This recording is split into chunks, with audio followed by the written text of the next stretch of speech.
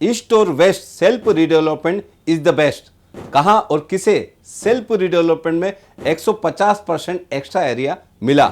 DCM Devendra Fadnavis उवाच self redevelopment में 5 लाख घर बनाने की योजना। महासेवा न्यूज और एमएनएस मीडिया न्यूज सर्विस के खास कार्यक्रम महाचर्चा महासेवा के साथ में मैं आपका होस्ट और दोस्त सुनील शर्मा स्वागत करता हूं। मकान सिर्फ ईंटों से बनी दीवार नहीं होती, यह एक एहसास भी होता है और यह एहसास खास तब बन जाता है तब वह मकान सेल्फ रिडेवलपमेंट में सुरक्षा और बड़े एरिया के साथ में मिले।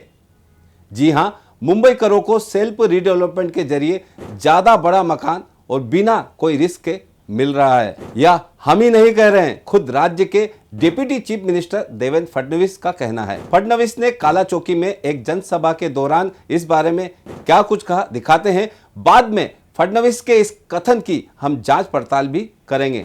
स्वयं पुनर्विकास हा मुद्दा या ठिकाणी आणल्यानंतर किमान 25,000 वसाहती स्वयं पुनर्विकास जो आहे त्या संदर्भात 25,000 वसाहती ज्याच्यामध्ये 5 लाख घरांची निर्मिती आपण करू शकतो, याला आपण पात्र केलेला आहे। आणि मला अतिशय आनंद आहे की आपली एमएस कोऑपरेटिव्ह बँक जी आहे त्याचे सीईओ अनास्कर जी या ठिकाणी आहेत। मी अनास्करजींना विनंती केली की आम्ही स्वयं पुनर्विकास तर सगळा केला, सगळे त्यातल्या अडचणी दूर केल्या, पण आमच्या या सामान्य लोकांना बँका उभ्या करत नाही, त्यांना इतका त्या बँका त्रास देतात, त्यांना कर्ज मिळत नाही, त्यांना पुन्हा बिल्डरच्या चरणी जावं लागतं। अनास्करजींनी आज मला शब्द दिलाय, स्वयं पुनर्विकासाला कर्ज देण्याकरता एमएस कोऑपरेटिव्ह बँक 1,000 कोटी रुपये हे वेगळे काढून ठेवेल।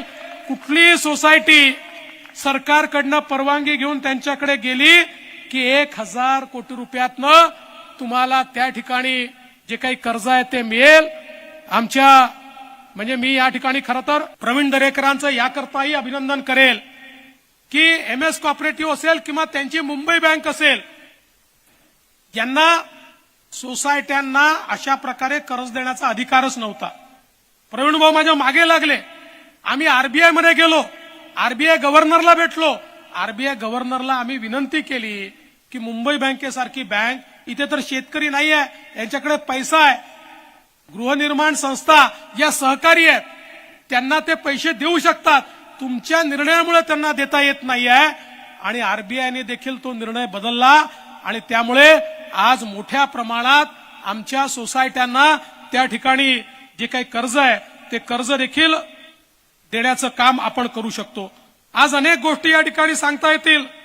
एक छोटंसं या ठिकाणी आमच्या चारकोपच्या अभिलाषा सोसायटीचं उदाहरण आहे की ज्या ठिकाणी या स्वयं पुनर्विकासामुळे 290 चौरस फुटाच्या घरात राहणाऱ्या लोकांना 900 चौरस फुटाचं घर आता त्या ठिकाणी मिळत आहे।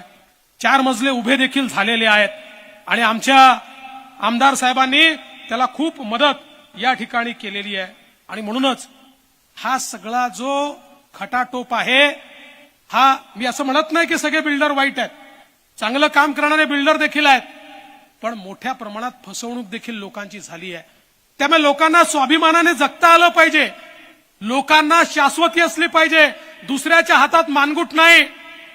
आता बिल्डरांकडे लोकांनी चक्रा मारायच्या नाही, सोसायट्यांकडे बिल्डरनी चक्रा मारल्या पाहिजेत।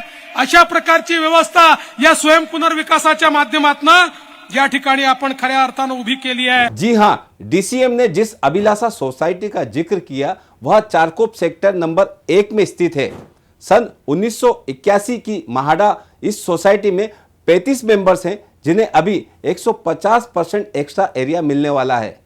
साथ ही 35 मेंबर से 122 मेंबर्स का अभिलाषा का बड़ा परिवार होने जा रहा है, जिन्हें parking tower, play area, gym, terrace garden के साथ साथ क्वालिटी कंस्ट्रक्शन वाला अपना हक का घर मिलेगा। अभिलाषा सोसाइटी के श्रीकांत कोटनकर और सभी पदाधिकारियों ने इस काम के लिए काफी मेहनत की है। साथ ही मुंबई बैंक से 10 करोड़ रुपए का लोन भी मिला है।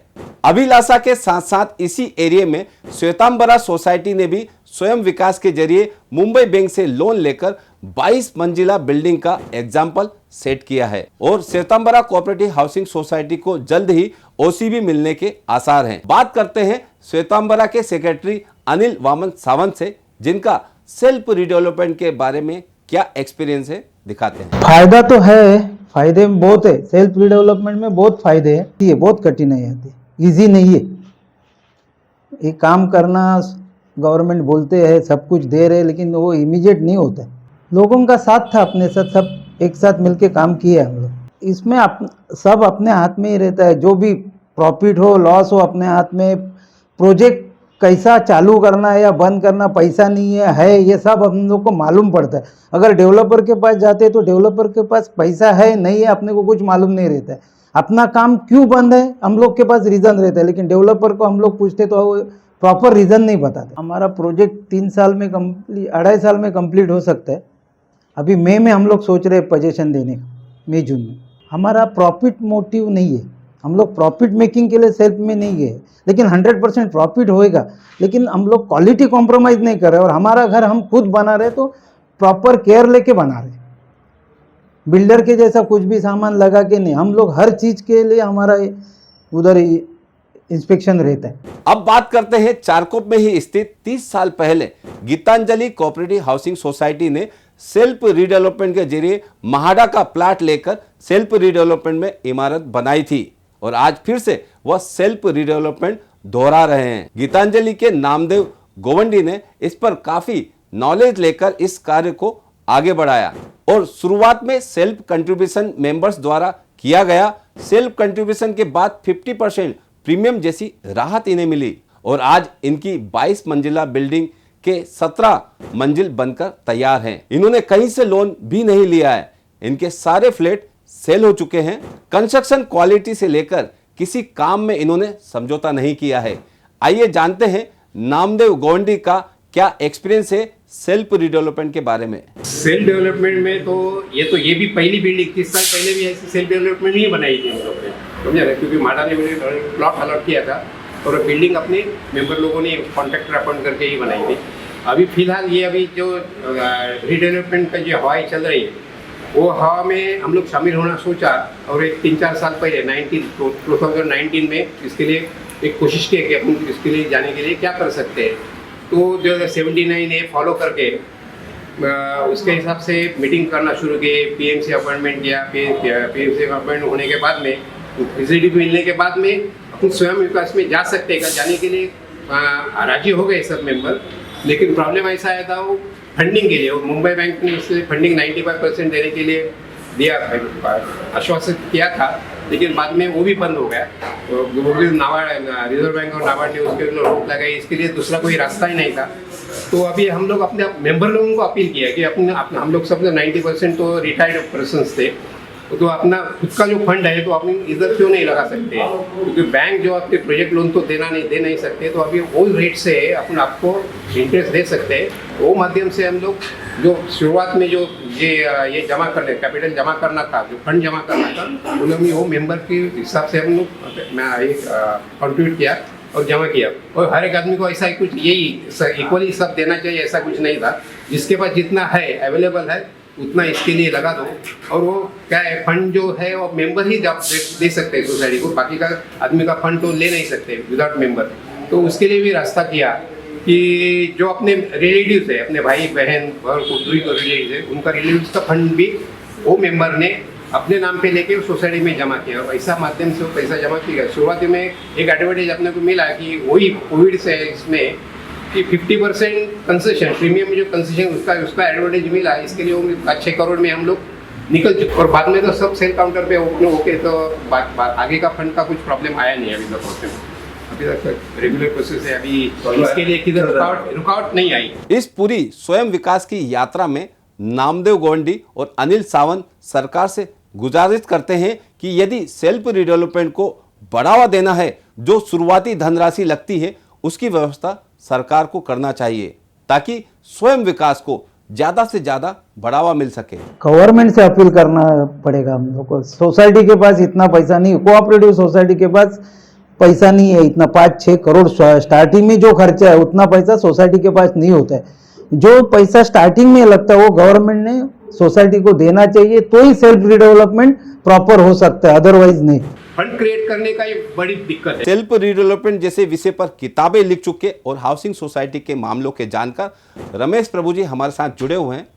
रमेश प्रभु जी, इस सेल्फ रिडेवलपमेंट के बारे में आप क्या कहेंगे और सरकार की इस पॉजिटिव स्कीम के बारे में क्या जानकारी देना चाहेंगे? देखिए, जो कोऑपरेटिव हाउसिंग सोसाइटी का मूवमेंट जो हुआ था वो सेल्फ डेवलपमेंट के थ्रू ही हुआ था। बहुत सारा मोर देन 10 से 15,000 कोऑपरेटिव सोसाइटी महाराष्ट्र में जो SBI employees, RBI employees, Indian bank employees, ऐसे बहुत सारे एम्प्लॉइज का कोऑपरेटिव सोसाइटी बनी है।